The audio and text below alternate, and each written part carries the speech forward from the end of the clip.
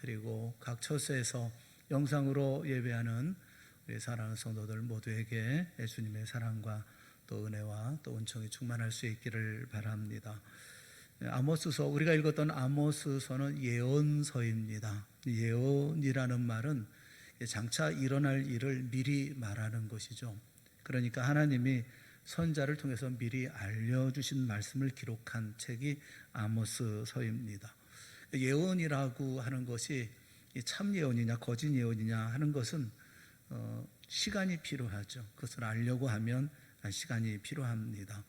그런데 구약에 나오는 모든 선지자들의 예언은 이미 역사를 통해서 하나도 빠짐없이 전부 다 실증이 되고 확증이 된 참 예언입니다. 이 아모스의 예언도 하나님께서 예언하신 말씀이기 때문에 반드시 이루어질 그런 말씀입니다.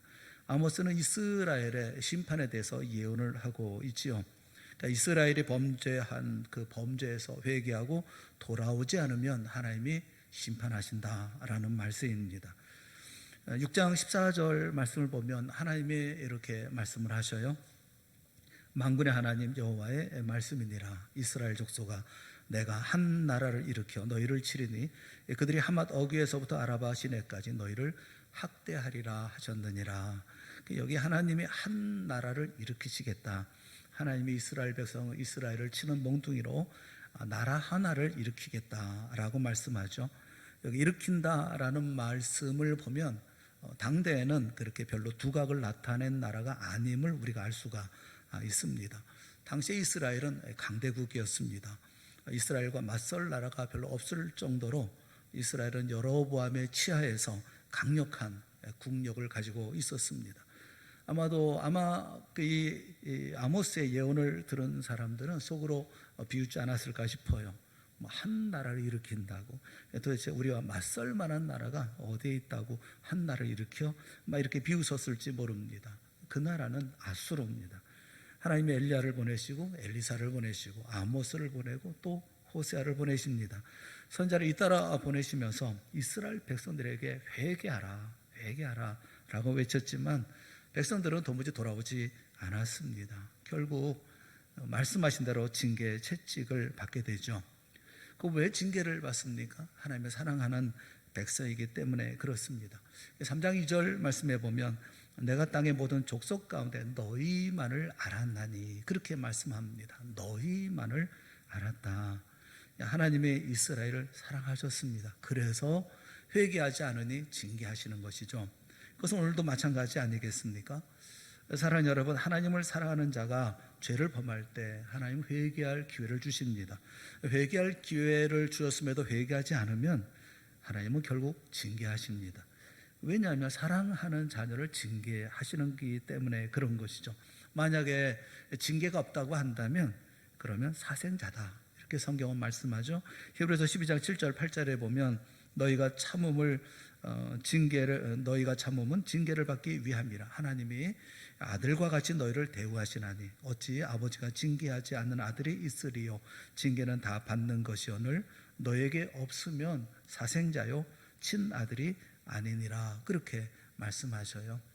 우리 가운데에도 세상에 막 살다가 그 징계 또 어려움 가운데서 주님께 돌아온 분들이 참 많이 계시지 않습니까? 감사할 일이죠. 하나님이 나를 사랑하신다는 증거가 이런 일들을 통해서 보여지니까요. 아모스는 예언한 지 30년이 되지 않아서 아수르가 이스라엘을 침략해 왔습니다. 우리가 기억해야 될 것은 아모스가 예언을 끝마치고 간 다음에 또 여로보암이라고 하는 위대한 그 큰 왕, 비록 악하지만 정치를 잘한 왕이 죽은 다음에 그 아수르가 올라오기까지 30년이라는 그 시간 동안에 이스라엘의 정변은 6번이나 있었습니다. 일종의 쿠데타죠. 쿠데타가 6번이나 일어났습니다. 왕이 바뀌었다는 거예요. 그 가운데는 7일 천하가 있습니다.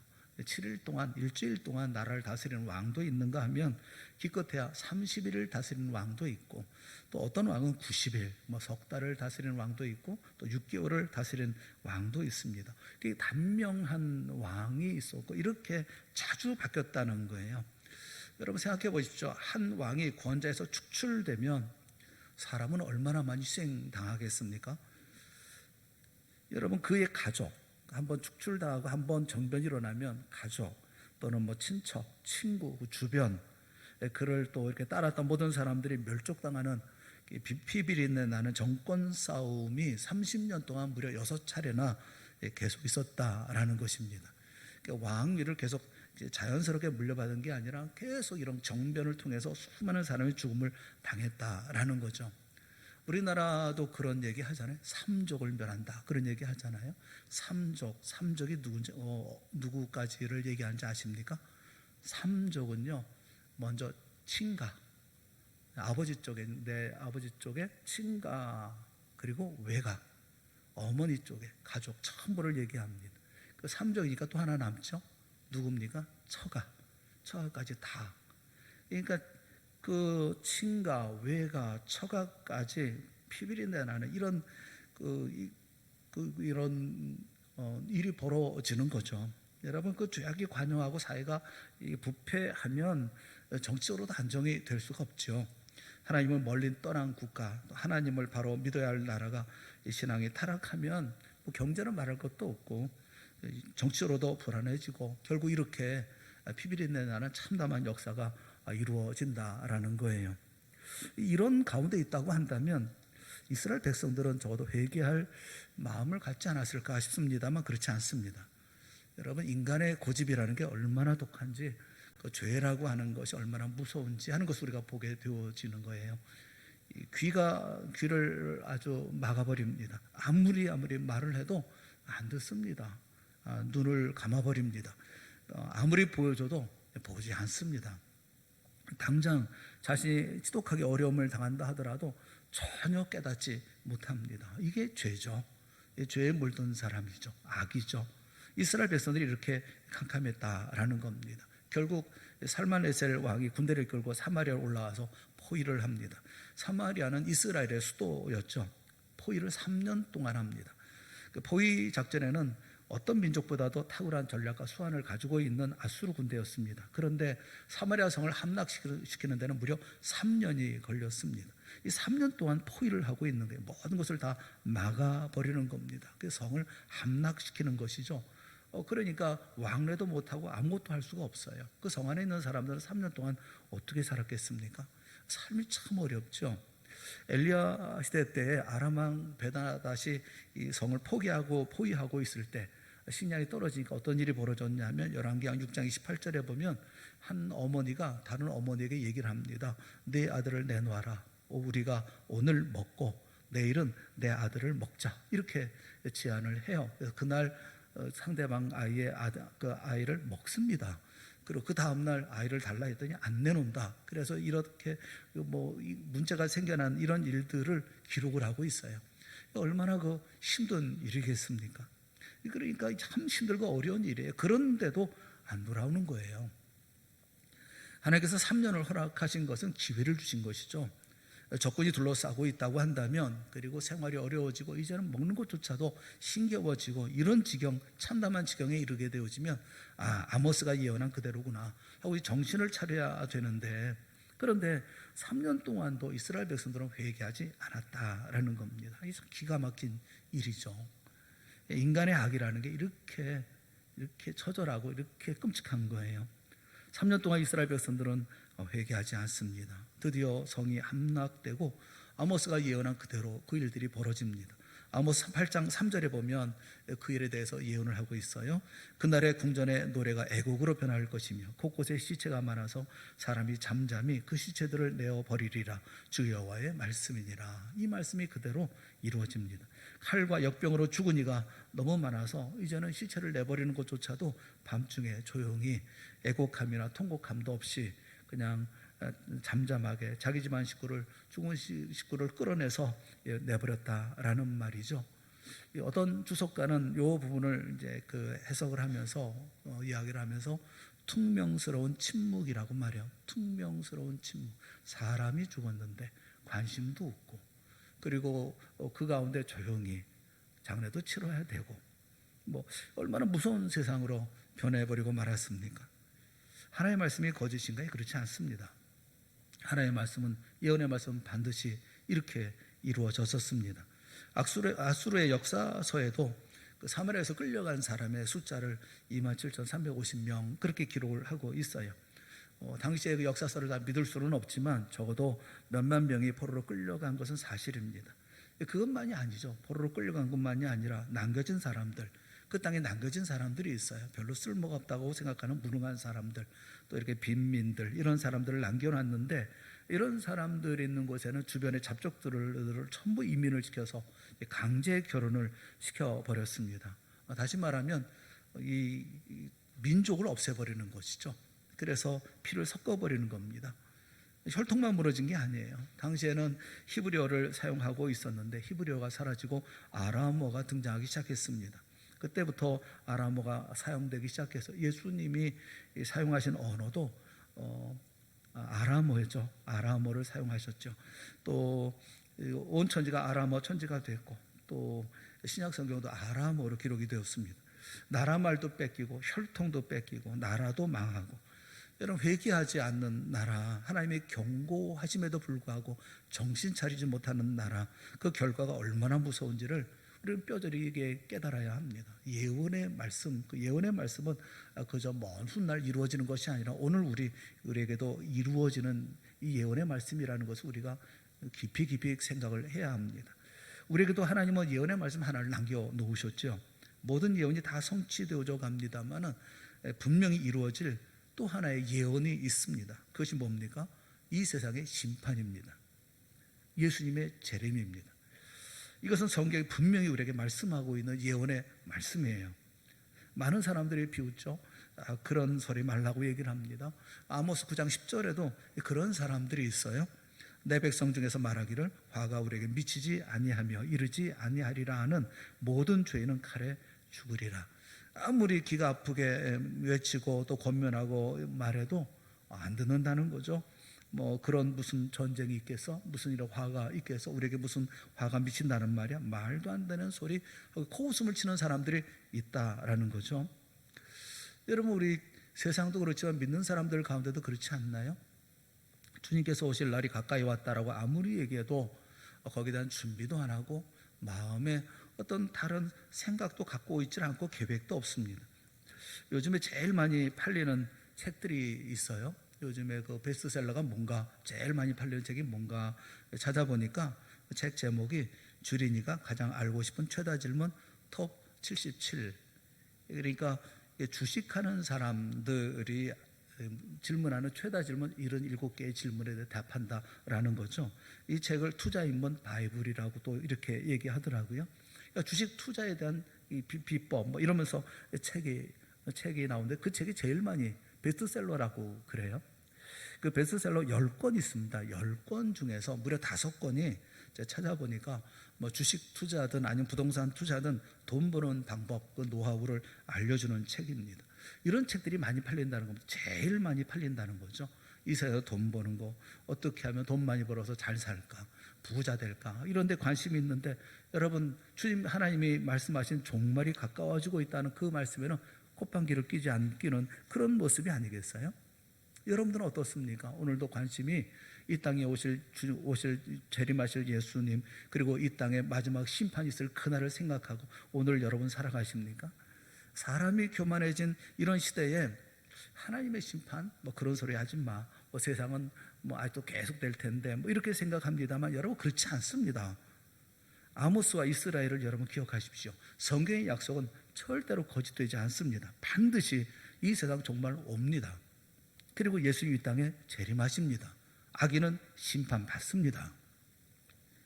공산주의 국가나 전체주의 국가나 아니면 우상을 섬기는 나라가 심판받지 않고 그대로 남을 것 같습니까? 포악한 이런 하나님을 대적하는 이런 사람들이 심판받지 않을 것이라고 생각하십니까? 악에 대한 심판은 반드시 있습니다. 하나님을 부정하는 모든 이들에게 마지막 날 반드시 심판이 있습니다. 우리는 관심을 가져야 될 또 한 가지가 있어요. 이스라엘의 최후는 반드시 옵니다. 그리고 하나님의 징계와 심판은 반드시 있습니다. 아모스 예언은 반드시 실현됩니다. 반드시 이루어집니다. 그래서 회개하고 신앙 회복을 해야 되죠. 믿음을 다시 한번 추스려야 되죠. 우리 자신을 돌이켜 봐야 되는 거죠. 이런 코로나 시대에 우리가 뭘 생각해야 됩니까? 어떻게 살 것인지, 내일 어떻게 살 것인지 그것이 중요합니까? 우리를 돌아봐야죠. 그 가운데 우리는 믿음 생활을 잘하고 있는 것인지, 어떻게 살아야 할 것인지, 또 무엇으로 해야 할 것인지 생각을 하고, 그리고 이 시대를 우리가 만나야 되는 거 아니겠어요? 그런데 이 말씀 속에 우리가 깊이 생각해야 할 또 한 가지 말씀이 있습니다. 9장 8절과 9절 말씀을 보세요. 8절 말씀에 보면 보라 주 여호와의 눈이 범죄한 나라에 주목하노니 내가 그것을 지면에서 멸하리라. 여기 그 범죄한 나라는 이스라엘입니다. 이스라엘을 멸하겠다, 그런 말씀이죠. 그러나 뭐라고 말씀하십니까? 야곱의 집은 온전히 멸하지는 아니하리라. 완전하게 멸하지 않겠다는 겁니다. 여호와의 말씀이니라 말씀하고 있죠. 야곱의 집, 그리고 이스라엘 백성을 완전히 멸하지는 않겠다. 그 말은 남겨놓은 자가 있다라는 겁니다. 남겨놓은 사람들이 있다. 그 다음에 9절에 보면 보라 내가 명령하여 이스라엘 족속을 만국 중에서 체질하기를, 체질한다는 말은 심판한다는 말이에요. 채로 체질을 함같이 하려니와 그 한 알갱이도 땅에 떨어지지 아니하리라, 그렇게 말씀해요. 한 알갱이의 곡식알도 떨어지지 않을 거다. 이 말씀이 뭡니까? 쭉정이는 다 체질을 하고 또 이렇게 다 심판하고 해서 다 없애버린다 할지라도 이 곡식알, 그 알갱이는 하나님이 절대로 떨어뜨리지 않겠다라는 거예요. 온 이스라엘이 하나님의 심판을 받지만 그 가운데 모든 사람이 다 심판받는 것은 아니다. 그 중에 남는 자가 있다, 그렇게 말씀하고 있습니다. 하나님이 남겨놓은 자, 구원하신 자, 구원받은 백성이 있다라는 거죠. 이런 사람을 일컬어서 구약에서는 남은 자, 구루터기, 그렇게 말씀을 하고 있어요. 이스라엘 백성이 300만이었는지 500만이었는지 잘 모르겠어요. 그 당시 인구는 잘 모르겠습니다. 그런데 여러분, 하나님께 저항하고 범죄하고 타락했겠습니까? 그 모든 사람이 다 그렇게 했겠습니까? 그 가운데도 끝까지 믿음의 절개를 지키고 하나님을 바라보는 소수의 남은 자가 있었던 거죠. 비록 힘이 그렇게 많지 않아서 이스라엘 전부를 다 대세를 바꿔 놓을 만큼의 능력을 발휘하지 못했다 할지라도, 또 아모스처럼 생명을 내걸고 예언을 하지 못했다 할지라도 골방에 들어가서 나라와 민족을 위해서 통곡하고 눈물을 짓는 소수의 사람들이 있었습니다. 다른 사람에게 멸시를 받으면서 비저실적이라는 말을 들으면서도 의롭게 살려고 하는, 정의롭게 살려고 하는 소수의 사람들이 있었어요. 오직 하나님을 바라보고 아모스의 예언의 말씀을 두려워하고, 그리고 미래를 준비하고 또 심판을 대비하는 소수의 사람들이 있었어요. 아합 왕과 같은 악한 왕이 지배하는 세상에서도 오바다 같은 그 선지자들을 다 불러 모아놓고 자기가 굴 속에 모아놓고 먹을 것을 주고 물을 주었던 이런 소수의 남은 자가 있는 법입니다. 소돔과 고모라와 같이 타락한 사회 안에도 롯과 같은 의로운 사람이 있었죠. 유다가 바벨론에 다 포로로 잡혀러 가서 온 천지가 우상 숭배하는 천지로 가득했을 때에도 다니엘이 있었고, 사드락 메삭 아벳느고 같은 믿음의 젊은이들, 하나님의 뜻대로 살려고 하는 의로운 젊은이들이 있었습니다. 이스라엘에 그 소수의 사람이 있었다는 거죠.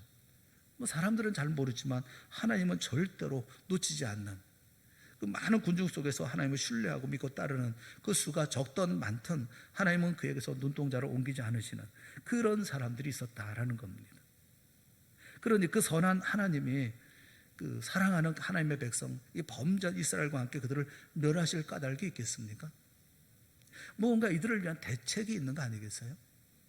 하나님을 잘 믿고 섬기는 사람들에게는 하나님께서 세우신 대책이 있습니다. 그 대책이 뭘까요?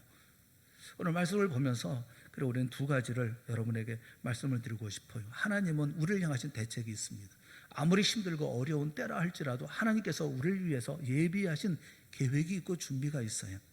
첫째가 뭐냐면 미리 먼저 준비하시는 하나님이시라는 거예요. 하나님은 우리를 위해서 먼저 가셔서 준비하십니다. 여러분, 요나라는 선지자 아시잖아요. 요나는 아모스 시대에 함께 예언했던 선지자입니다. 아모스는 이스라엘에 예언한 선지자라고 한다고 한다면 요나는 아수르의 니느웨에 가서 말씀을 전한 선지자죠. 요나가 가기를 원했던 거 아니에요. 강제로 갑니다.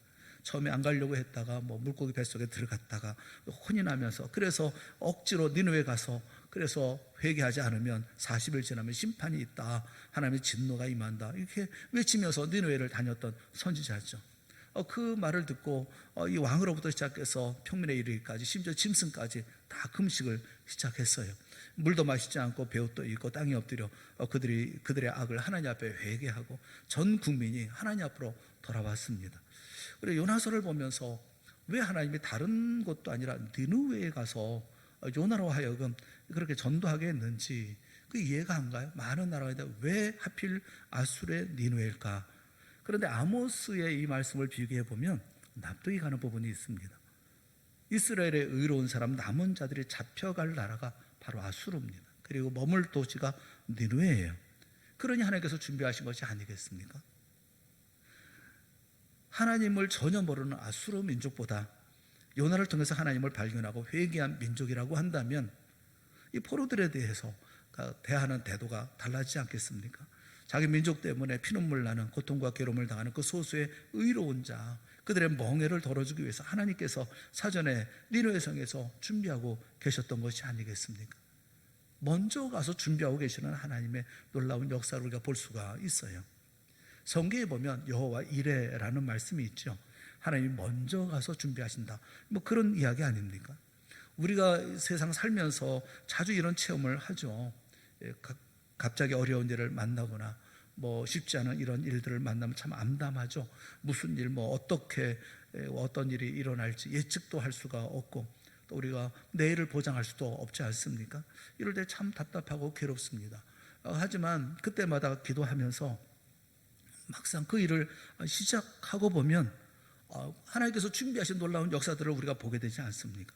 하나님이 미리 와서 준비하시고 또 그렇게 다 준비해 놓으셨다라는 증거를 우리가 얼마나 많이 발견하게 됩니까? 제 주변에도 이민 가시는 분들이 있어요. 뭐 미국에도 가고 카나다도 가고 뭐 여러 군데로 이렇게 이민을 가는데 다 잘 살아서 뭐 갈만해서 가는 게 아닙니다. 우리나라에 살 수가 없기 때문에 가는 겁니다. 이민 가는 분들은 거기 가서 더 잘 살겠다라기보다는 여기서 살 수 없어서 할 수 없이 가는 그런 분들이 참 태반이에요. 이분들의 말을 들으면 그런 얘기를 해요. 비행기를 탈 때부터 참 마음이 공고하다는 거죠. 너무 불안하고 두렵다는 겁니다. 여러분 어떻게 살아야 되나? 뭐 연고도 없는 그 나라에 가서 어떻게 살아야 되나? 이 나이에 뭐 공장에 가서 뭐 노동을 해야 될까? 뭐 무슨 일을 해야 될까? 이 자식들을 어떻게 키워야 될까? 뭐 별의별 생각이 다 든다는 거예요. 참 고민 많고 걱정이 많다는 겁니다. 도대체 가기는 가는데 가서 뭐 생각대로 되어질 수 있겠어요? 말도 안 돼. 뭐 문화도 달라. 뭐 전혀 다른 사람들 속에서 어떻게 살까? 근데 이런 분들의 간증을 들어보면 막상 그 땅에 도착해서 여러 가지 이런 일들을 이렇게 시작을 하면서 보면 하나님께서 먼저 오셔서 그렇게 먹고 살 수 있도록 사전에 준비해 놓으신 것을 발견하게 되더라. 하나님의 은혜 아니면 못 살겠더라. 뭐 이러면서 하는 얘기를 많이 들어보았어요. 여러분도 몇 날 며칠 하나님의 은혜를 얘기하면 얼마나 많은 은혜를 얘기합니까? 우리의 앞길에 주님께서 예비하신 놀라운 은혜가 얼마나 많습니까? 여러분 용기를 내세요. 문제는 우리가 시작을 안 해서 문제인 것이지, 우리가 그 일을 시작하고 믿음으로 살려고 하면 하나님께서 거기에 필요한 모든 것을 다 준비하고 예비하고 계시는데 믿음이 없어서 우리가 못하고 용기가 없어서 못하는 거 아닙니까? 요나서를 보면 예비한다, 예비하사라는 말이 여러 번 등장을 해요. 요나서 1장 7절에 보면 여호와께서 이미 큰 물고기를 예비하사 요나를 삼키게 하셨으므로 그렇게 말씀하고 있고, 요나서 4장 6절에 보면 하나님 여호와께서 박넝쿨을 예비하사 요나를 가리게 하셨으니, 또 7절에 보면 하나님이 벌레를 예비하사 이튿날 새벽에 그 박넝쿨을 갉아먹게 하시매, 또 8절에 보면 해가 뜰 때에 하나님이 뜨거운 동풍을 예비하셨고 해는 요나의 머리에 쪼임에. 여기 준비한다, 예비한다라는 라는 단어가 나오는데 이 단어는 모든 문장의 맨 앞에 나옵니다. 맨 앞에 준비하셨다, 예만. 그리고 준비하셨다. 뭘 준비하셨다는 겁니까? 큰 물고기를 준비하셨다, 박넝쿨을 준비하셨다, 벌레를 준비하셨다, 뜨거운 동풍을 준비하셨다. 그렇게 말씀하세요. 여러분 다 비록 하찮은 것처럼 보이는 것들이지만 이 모든 준비가 이스라엘 백성들, 그 남은 자들, 이 소수의 하나님을 믿고 의지하는 이들을 위해서 준비하신 세세한 우리 주님의 사랑의 섬세한 손길인 것을 우리가 볼 수가 있지 않습니까? 심지어 벌레조차도, 뜨거운 동풍조차도, 뭐 큰 물고기나 뭐 그뿐만 아니라 박너걸조차도 하나님의 준비하신과 예비하신 가운데 있었다라고 말씀하고 있어요. 여러분을 위해서 뭘 예비하고 계실까요? 여러분 믿음으로 살려고 하고 믿음으로 용기를 낸다고 한다면 하나님은 여러분에게 뭘 준비하고 계실까요? 사랑하는 여러분, 하나님은 자기의 사랑하는 백성을 결코 절대로 되는 대로 내버려 두지 않으십니다. 아무리 천지가 무너지고 온 천하가 하나님의 심판의 불꽃 아래서 타오르는 중이라 할지라도 주님께서는 네가 불꽃 가운데 지난다 할지라도 타지도 않을 것이요 그 불꽃이 너를 사르지도 못할 것이다 라고 말씀하고 계셔요. 내가 강을 지날지라도 그 물이 너를 침몰하지 못할 것이다 라고 말씀하십니다. 내가 너를 지키리라. 내가 너를 위해 준비하리라. 왜냐하면 내가 너를 지명하여 불렀나니 너는 내 것이기 때문에.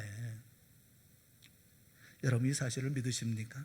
참 우리 하나님은 좋으신 하나님, 나를 사랑하시는 하나님, 나를 위해서 준비하시는 하나님, 기가 막히게 내 길을 인도하시는 하나님, 나와 함께 하시는 하나님이라는 사실을 꼭 믿는 우리 모두가 될 수 있기를 주님의 이름으로 축원합니다. 용기 내시고 힘을 내시고 믿음으로 사십시오. 한 걸음 걷는 게 쉽지 않은 일이지만 그러나 한 걸음을 내딛으면 한 걸음 앞에 불빛을 밝혀주시고 또 한 걸음 내딛으면 그 앞에 불길을 밝혀주시고 우리가 그렇게 길을 걸어가는 거 아니겠어요? 하나님의 대책이 뭡니까? 미리 가서 준비를 해놓고 계시는 하나님의 우리를 향하신 대책이 있어요. 또 한 가지 대책이 있습니다. 오늘 읽은 본문의 말씀 가운데 우리가 볼 수가 있는데 아모스를 통해서 이 소수의 남은 자들에게 주신 게 있어요. 그게 뭐냐면 약속의 소망입니다. 희망을 주셨다는 겁니다. 이건 대단히 중요한 말씀이에요. 오늘 읽은 본문에 있는 말씀을 간단하게 말씀을 드리면 11절 말씀은 하나님이 정하신 그날에 무너진 이스라엘 나라와 왕권을 다시 회복시킨다라는 말씀이시고요.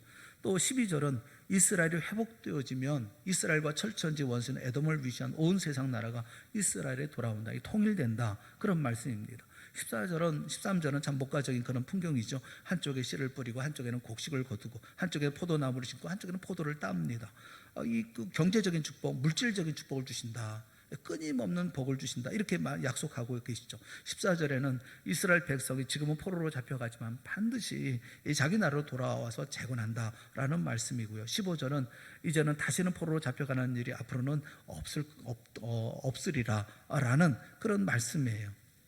이 말씀, 이 약속의 말씀들 속에, 이 예언의 말씀 속에서 역사적으로 이들 당대 이루어진 것은 하나입니다. 하나가 이루어졌어요. 70년 후에 그들이 포로 생활을 끝마치고 돌아옵니다. 14절 말씀이 이루어진 거죠. 그럼 나머지 예언들은 어떻게 되는 겁니까? 나머지는 점차적으로 조금씩 이루어져 가고 있어요. 아직 완성되지는 않았습니다만 이루어져 가고 있어요. 이 예언은 점점 이루어져 가고 있는 예언의 말씀이에요. 다윗의 자손인 예수 그리스도가 이 세상에 오셔서 그래서 복음으로 전 세계를 하나로 묶어 놓습니다. 신약 시대를 얘기를 하고 있어요. 이것은 제가 자의로 해석한 게 아니에요. 성경이 그렇게 말씀하고 있어요. 예루살렘 총회가 모였을 때 베드로를 위시해서 사도들과 예수님의 동생 야고보가 사도행전 15장에 보면 15장 16절 17절에 보면 그 본문에 있는 이 아모스의 이 예언에 있는 말씀을 인용을 합니다. 이 말씀을 인용을 해서 이 예언의 말씀이 지금 이루어지고 있다라고 얘기를 하고 있어요. 정치적으로 이스라엘이 세계를 정복한다 할지 통일한다 할지 이런 말이 아닙니다. 이 말씀은 온 세상이 복음에서 통일된다라는 얘기예요. 그래서 유대인과 이방인 사이에 차별을 두지 말자라고 얘기를 하고 있어요. 이 아모스의 예언의 말씀이 지금 그 사도행전 시대에 이루어지고 있다라고 말씀하고 있는 거예요. 중요한 것은 이것입니다. 나를 잃어버리고 가족이 산산이 흩어져 버릴 상황 속에서 수사설에 끌려가는 그 불쌍한 남은 사람들, 자기 자신이 죄를 지은 것도 아닌데 자기 민족이 잘못한 대가를 한 몸에 짊어지고 비참한 포로 생활에 발을 들여놓은 모든 이들에게 하나님이 약속하셨다는 겁니다. 그리고 소망을 주셨다는 거예요. 여러분 생각해 보세요. 무거운 쇠사슬에 손발이 묶이고 쇠사슬이 바닥에 끌리는 처량한 소리를 들으면서 이 황야길을 한 발짝 한 발짝 걸어가는 죽음의 행진의 주인공들, 이 사람들이 남은 것이 뭐가 있겠어요? 나라가 있습니까? 가족이 있습니까? 가지고 있는 게 재산이 있겠습니까? 명예가 있겠어요? 짐승 같은 대접을 받으면서 끌려가는 이들 아닙니까? 이들에게 있는 것이 있다고 한다면 단 하나죠. 가슴속에 아모스를 통해서 들렸던 그 약속에 대한 소망, 그것밖에 더 있겠어요? 내가 지금 피를 흘리면서 끌려가지만 하나님이 아모스를 통해서 분명히 말씀해 주셔서 그날은 온다. 그날은 반드시 올 것이야. 이스라엘은 다시 재건될 것이고 우리는 반드시 고향으로 돌아갈 거야. 소망이죠. 캄캄한 밤 차가운 사막길을 끌려가면서도 하늘의 별을 바라보면서 그들의 눈물 지을 때 남아있는 것이 뭡니까? 아모스를 통해서 주어진 약속이죠. 그날의 약속, 그날의 소망, 그것만이 그들의 생명을 지탱해 주는 힘이었고 생명이었습니다. 포로 생활 중에도 얼마나 억울한 일 많이 만납니까? 사람 취급 못 당하고 통곡하고 좌절하고 죽음에 이르는 사람들도 있지만 그럴 때마다 이거 어려운 상황을 딛고 일어설 수 있었던 힘은 바로 하나님의 약속의 말씀입니다. 그 괴로움 중에 모든 것 다 포기해버리고 싶지만 그러나 좀 더 참자, 좀 더 견디자. 반드시 그날은 올 거야. 이들을 격려하고 그들을 붙잡아줬던 것은 바로 하나님의 약속이었고 그 약속에 대한 소망이었습니다. 사랑하는 여러분, 소망이 얼마나 중요합니까? 하나님이 자기의 사랑하는 백성 남은 자들에게 약속의 말씀을 들려주심으로 그들이 어떤 상황에도 좌절하지 않도록 하셨던 거죠. 요셉이 애굽으로 끌려가서 20년 동안 종살이 할 때 그가 붙든 게 뭘까요? 꿈에 본 비전 아니겠습니까? 약속이죠. 나는 절대로 이렇게 망하지 않을 거야. 하나님이 분명히 아버지와 어머니 그리고 내 형제들이 모두 내게 절하는 나를 주신다고 약속을 하셨어. 반드시 그날은 올 거야. 하나님 주신 꿈, 그 소망을 붙잡고 모든 유혹을 물리치고 깨끗하게 살잖아요. 성실하게 살잖아요. 믿음으로 살잖아요. 진실하게 살고 신실하게 살지 않습니까? 오직 하나님만을 섬기며 살지 않습니까? 여러분, 오늘 우리에게 이런 하나님의 약속을 확신하며 오늘을 버텨낼 수 있는 소망의 힘이 있습니까? 약속의 말씀을 확신하고 신뢰하면서 여러분 이제 이 어려운 가운데서 할지라도 좌절하지 않냐고 절망하지 않냐고 다시 일어나서 그 믿음의 역사를 만들어갈 수 있는 힘이, 그런 소망이 여러분의 가슴속에 있느냐고요. 하나님이 아모스 선지자를 통해서 주었던 약속의 소망이 있었기 때문에 낯선 나라의 포로로 끌려간 하나님의 사랑하는 남은 자들은 끝까지 자신의 믿음과 순결을 지킬 수가 있었던 것입니다. 노벨 평화상을 받았던 테레사 수녀가 인도에서 죽어가는 자의 집이라고 하는 작은 구호 단체를 운영을 했습니다. 로버트 슐러 목사님이 거기를 방문했어요. 아주 초라한 집이고 아주 작은 집이었습니다. 한쪽 편에는 죽어가는 남자들이 누워있고 한쪽 편에는 죽어가는 여자들이 누워 있었습니다. 테레사 수녀가 왜 이 집을 경영을 하게 되어졌느냐 하면 인도의 많은 사람들이 길바닥에서 숨을 거두는 일이 많다는 거예요. 이 테레사 수녀는 인간은 누구나 마지막 죽을 때는 자기를 사랑하는 자를 곁에 둘 권리가 있다, 그런 생각을 해요. 저 죽어가는 불쌍한 사람들에게 마지막으로 사랑을 주는 그 곁에 있는 자가 되어줘야 되겠다.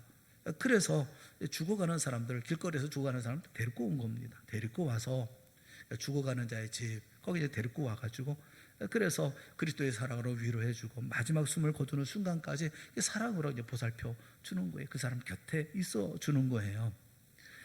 그런데 로버트 슐러 목사님이 들어가니까 간호사가 그런 얘기를 하더라는 거예요. 재미있는 얘기를 하더라는 겁니다. 목사님, 근데 이 집은요 희한한 일이 많이 일어납니다. 우리는 죽어가는 사람께 데려다 놓고 여기서 행복하게 인종을 맞도록 우리가 사랑도 베풀고 또 보살펴 주기도 하고 그러는데, 이렇게 사랑으로 보살펴 주면 이 사람들이, 죽어가던 사람들이 소망을 갖고 희망을 갖습니다. 그러면 죽어가던 사람이 다시 살아납니다. 그래서 우리는 집의 이름을 바꿔야 될 것 같아요. 죽어가는 자의 집이 아니라 살아나는 자의 집으로 바꿔야 될 것 같습니다. 이러면서 웃으면서 이야기를 하더라는 거예요. 사랑하는 여러분, 소망이라고 하는 거, 이건 대단한 힘을 가지고 있는 거예요. 오늘 시대에 여러분에게 소망이 있습니까? 여러분, 성경 한번 유심히 한번 살펴보세요. 하나님이 우리에게 소망을 줄 만한 약속을 이 성경 말씀 가운데 안 한 그런 구절이 어디 있는가 살펴보세요. 하나에서 10까지 마음을 열고 믿음으로 성경 읽기만 하면 구절 구절마다 하나님의 약속의 말씀들이, 약속이 주렁주렁 달려 있는데, 그 약속을 믿음으로 붙드는 사람은 어떤 상황에도 절망하지 않고 소망을 갖도록 만든 것, 이렇게 우리에게 알려주신 것, 그게 성경 아닙니까? 왜 하나님이 그렇게 하십니까? 고된 세상, 포로 생활과 같은 이런 비참한 세상을 살 때 하나님의 자녀들, 남은 자들, 이 땅에서 살아가야 할 사람들, 이들에게 소망을 주는 능력을 통해서 좌절하지 말라 하신 것이 아니겠습니까? 사랑하는 성도 여러분, 피곤하십니까? 지쳤습니까? 내일이 두렵습니까? 여러분, 잘못 생각하고 계신 겁니다. 하나님의 자녀는 그렇게 사는 거 아닙니다. 왜냐하면 성경 전체가 약속의 책이기 때문에 그렇습니다. 놀라운 약속이 그 속에 그득히 들어 있습니다. 그래서 여러분, 약속받은 사람은 젊어도 절대로 낭망해서는 안 되는 겁니다. 이스라엘의 남은 사람들처럼 포로 신세가 되어서 낭패와 절망의 행렬 속에 있다 할지라도 결코 좌절하거나 낭망해서는 안 되는 것이 바로 하나님의 자녀들인 것입니다. 하나님의 약속의 말씀이 너무나 크기 때문에 우리에게 보호해 주신다고 약속하셨습니다. 구원해 주신다고 약속하셨습니다. 세상 끝날까지 함께 하시고 항상 함께 하시겠다고 약속하셨습니다. 우리가 이 세상을 살 동안 모든 것을 합력하여 선을 이루게 하시겠다고 약속하셨습니다. 항상 그리스도 안에서 이기게 해주시겠다고 약속하셨습니다. 우리 주 예수 그리스도 안에서 우리에게 승리를 주시겠다 약속을 하셨어요. 그 모든 약속이 바로 우리에게 꿈을 주는 겁니다. 소망을 줍니다. 힘을 줍니다. 오늘을 버티게 합니다. 그리고 마침내 이기게 하는 거죠. 고린도전서 15장 58절에 있는 말씀을 우리 한번 같이 읽어봅시다. 다 같이 시작.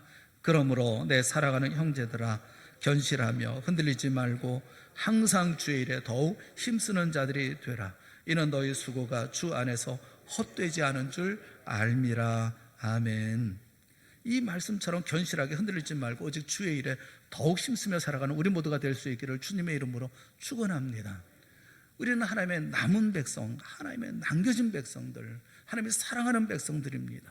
우리를 위해서 우리가 만드신 대책이 두 가지가 있어요. 하나는 미리 가서 준비하시는 거예요. 미리 준비하고 계셔요. 우리를 위해서 다 준비하고 계셔요.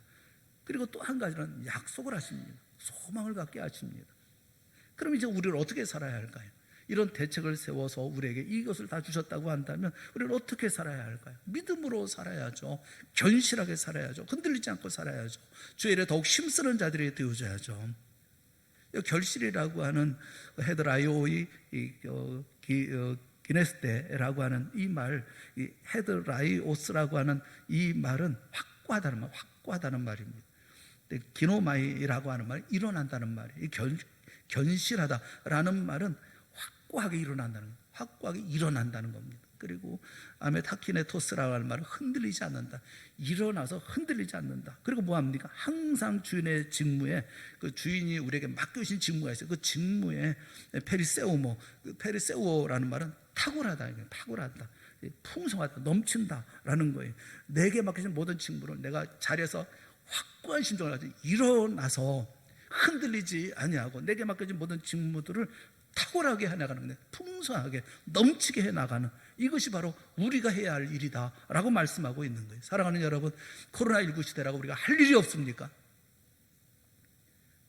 코로나19 시대일수록 우리가 해야 할 일이 있는 거 아닙니까? 우리가 무너지는 유일한 이유가 있다고 한다면 믿음의 눈이 어두워서 마땅히 가져야 할 소망을 잃어버리기 때문이 아닙니까?